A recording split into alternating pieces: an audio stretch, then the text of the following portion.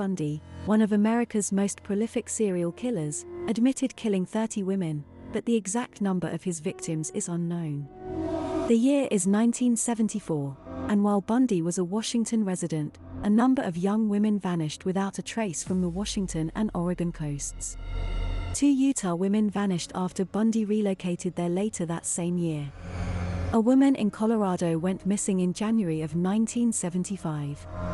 By this point, authorities had a sneaking suspicion that the same man was responsible for crimes across the country. Several ladies claimed that a dashing man named Ted had approached them, often shambling and holding a cast on one limb, and asked for assistance with his beat-up Volkswagen. Very quickly, a composite sketch was being passed around to Western police stations. A traffic stop on Bundy was attempted in August 1975. When he tried to flee, he raised suspicion by driving recklessly through stop signs with the lights off. Finally pulled over, police searched his Volkswagen and discovered handcuffs, an ice pick, a crowbar, and pantyhose with eye holes cut in them, among other items. They also discovered that his car was missing the passenger side front seat. A burglary investigation led to Ted Bundy's arrest. The items found in Bundy's car were compared to what Carol D'Aronch said she saw in her assailant's car. She had one wrist cuffed with a pair of handcuffs that matched the pair Bundy had in his possession. After D'Aronch identified Bundy from a lineup, the police had enough evidence to arrest him for attempted kidnapping. The authorities were also positive that they had apprehended the person responsible for the year-long, tri-state killing spree. Bundy was tried for his role in the attempted kidnapping of D'Aronch in February 1976. He was found guilty and given a 15-year prison sentence after he waived his right to a jury trial. At the time, authorities in Colorado were trying to piece together whether or not Bundy had any connection to the killings there. His credit card records place him in the vicinity where several women disappeared in the first few months of 1975. Bundy was arrested and charged with Karen Campbell's murder in October of 1976. Bundy's trial took place in Colorado, so he was transferred there from a prison in Utah. By acting as his own lawyer, he was free to walk freely between the courtroom and the law library located within the courthouse. While acting as his own lawyer, Bundy said in an interview, "More than ever, I am convinced of my own innocence." In June of 1977, while attending a preliminary hearing, he jumped from the window of the law library and fled. A week later, we finally managed to catch him. On December 30, 1977, Bundy escaped from a maximum security prison in Minnesota and made his way to Tallahassee, Florida, where he rented an apartment near Florida State University using the alias Chris Hagen. Bundy had experience with and fond memories of college life. He used the fraudulent credit cards to eat at restaurants and drink at college area watering holes. He was known to sneak into classrooms and listen to lectures when he was bored. The evil part of Bundy would eventually come out again. On Saturday, January 14, 1978, Bundy entered the Chi Omega sorority house at Florida State University and murdered 2 women there.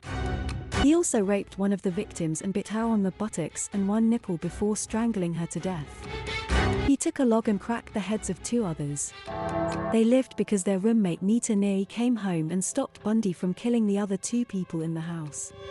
When Nita Neary got home at around 3 o'clock in the morning, she found the front door slightly ajar. Just as she stepped inside, she heard hasty footsteps coming down the stairs. She hid in the doorway and observed the man who exited the house with a log and a blue cap. She eventually located her roommates upstairs. A total of 4 people were involved, 2 of them had died, and the other 2 were badly hurt.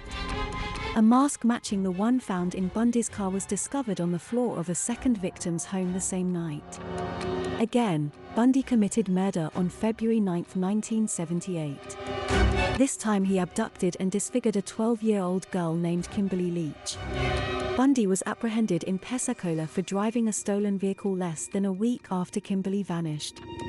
Witnesses at both Bundy's dorm and Kimberly's school were able to positively identify him, helping investigators greatly.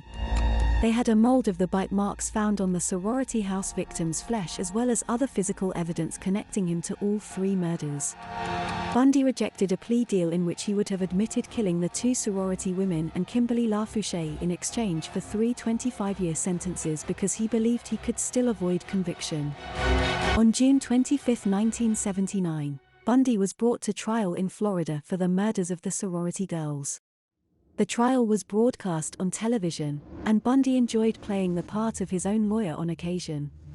The jury found Bundy guilty on both counts of murder, and he was sentenced to die by electrocution on both counts. Bundy's trial for murdering Kimberly Leach began on January 7, 1980. He sided with his lawyers this time around. The state's overwhelming case against him led them to conclude that an insanity plea was their only option. Bundy's demeanor changed dramatically from the previous trial.